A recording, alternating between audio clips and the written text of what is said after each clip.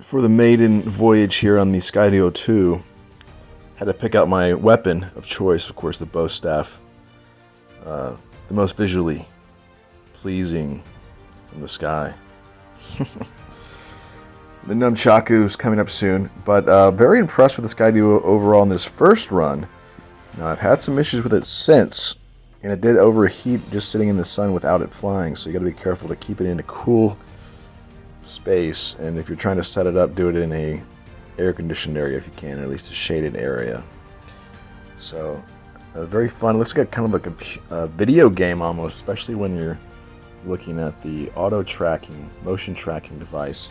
Kind of cool with the blue circles around it. It looks kind of like a video game to me on the app there. So, are you ready, player one?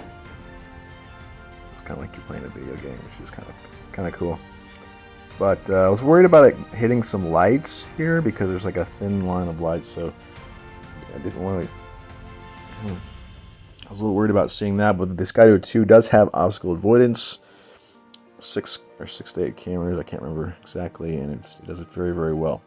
Sitting down here, seeing to make sure everything's functioning, I changed the range a little bit there, and the height, and then it's back to a little chucking the chair on the beanbag, and that was a nice little freestyle. So I thought it was a pretty awesome first flight, and it's a really great piece of technology. Hopefully I'll be able to get some great shots. It's supposed to track you at 36 miles an hour, so on bicycles, surfboards, whatever, you know.